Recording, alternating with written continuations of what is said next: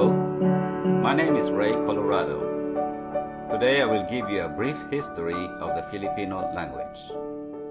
What do you call the national language of the Filipinos?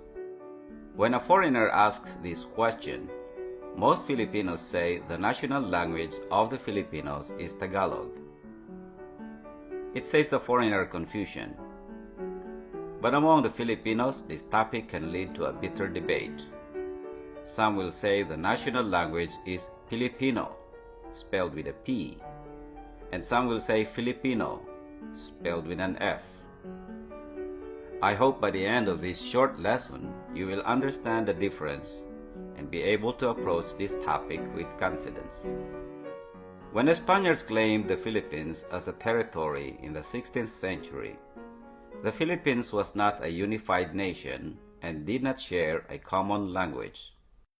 The territory had thousands of islands, about 7,000 in all, and many of these islands had their own languages. Some islands, like Luzon, had several distinct languages, among them Ilocano, Tagalog, and Bicol. The Spaniards in the Philippines, particularly the missionaries, wanted Filipinos to learn Spanish. However, the church and government in Spain did not want a repeat of the abuses done by the Spaniards in Mexico. In Mexico, Mexicans who failed to learn Spanish were severely punished, not just with fines, but with physical pain like whipping and imprisonment.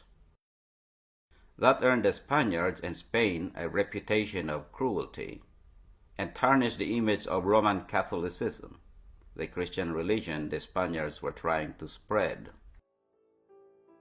So the Spaniard missionaries in the Philippines took a different approach, one they considered kinder and gentler among the Filipino natives. Instead of forcing the Filipinos to learn Spanish, the missionaries studied and learned the native languages. This approach proved very effective and lasting.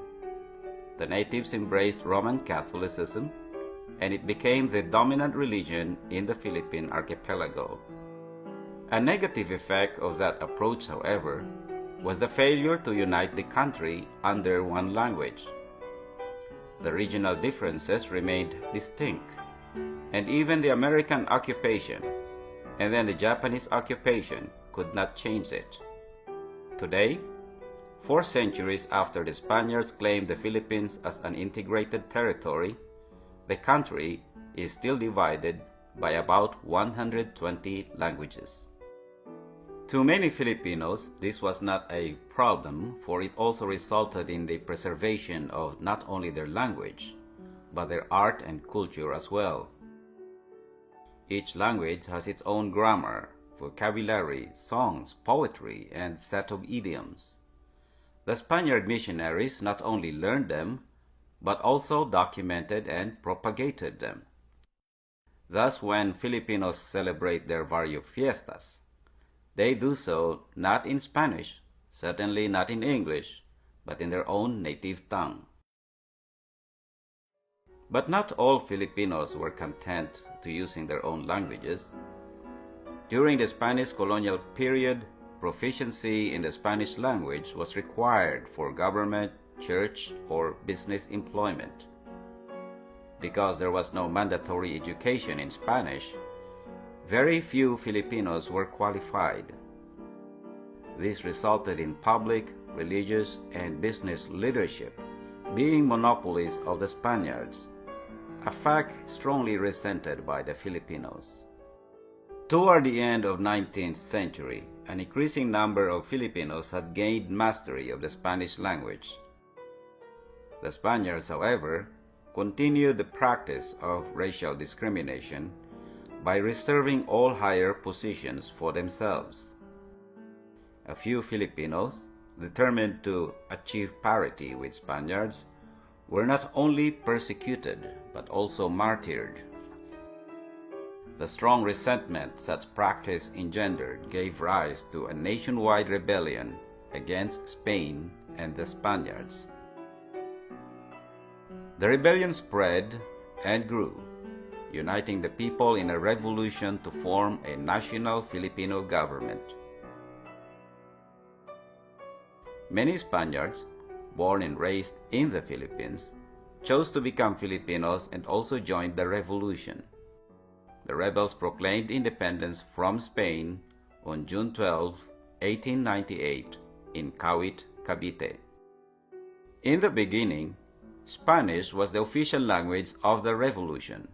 The national anthem was written in Spanish. The Declaration of Independence itself was written and read in Spanish. Choosing Spanish made sense then because it was already the country's official language. But not all were happy with the choice of Spanish as the language of the revolution. Some people believed the national language of the new nation should be based on people's own language, like Tagalog. The choice of Tagalog was reasonable because 7 of the 8 original provinces that started the revolution, Tarlac, Nueva Ecija, Bulacan, Manila, Cavite, Laguna, and Batangas, were Tagalog-speaking provinces.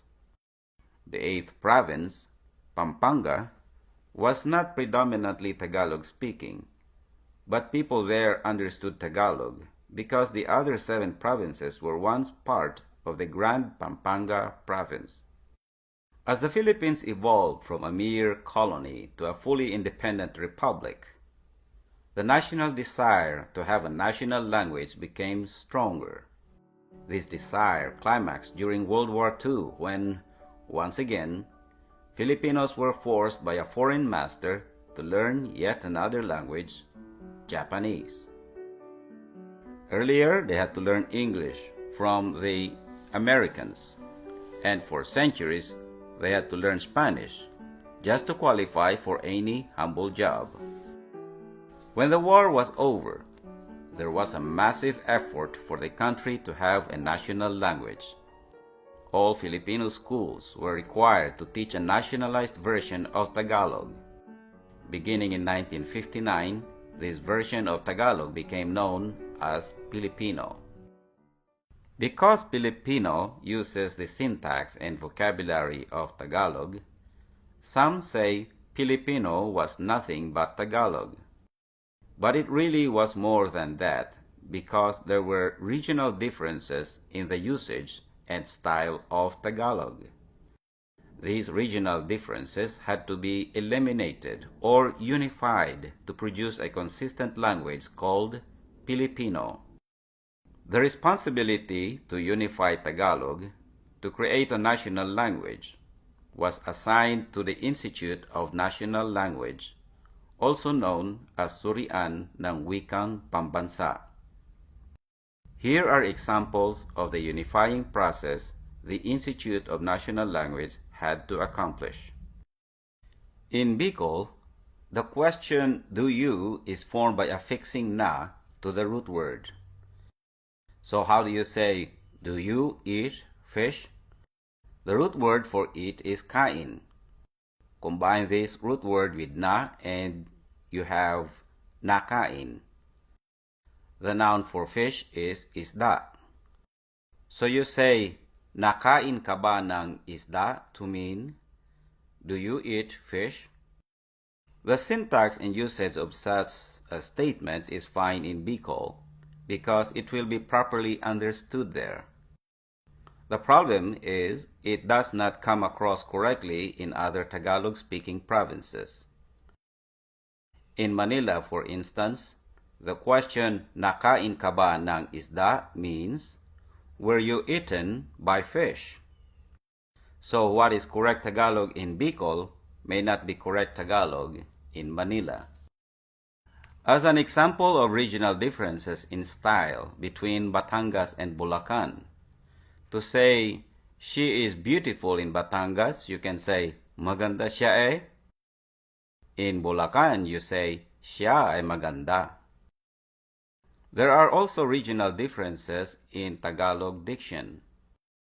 In Pampanga, Tagalog words with the letter H lose the H sound, Thus, bahay, which is Tagalog for house, becomes baay.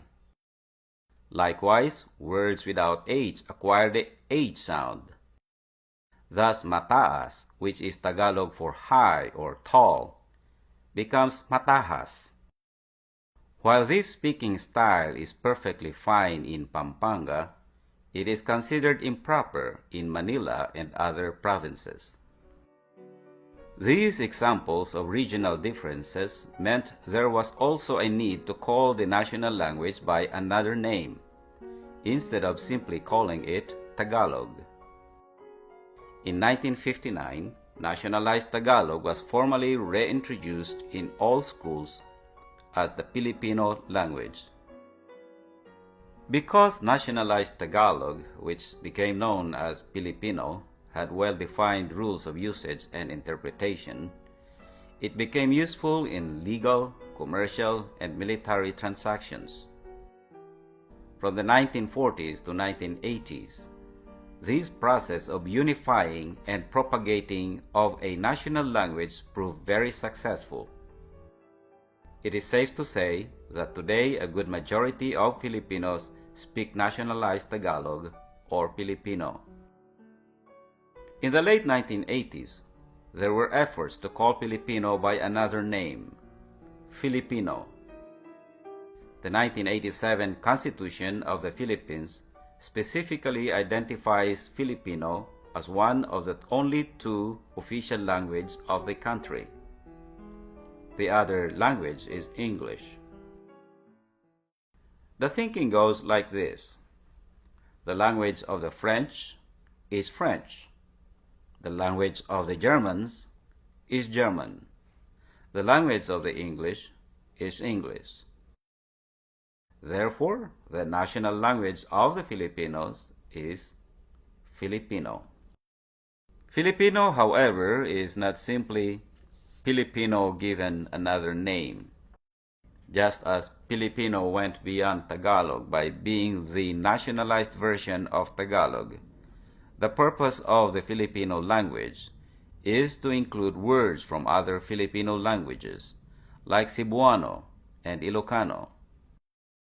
From a national perspective, this makes sense because Cebuano is spoken by 20 million Filipinos and Ilocano by 11 million.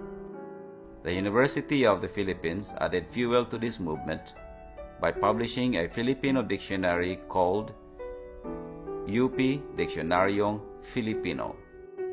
In the last 30 years, the name Filipino continued to replace Tagalog and Filipino as the true national language of the Philippines.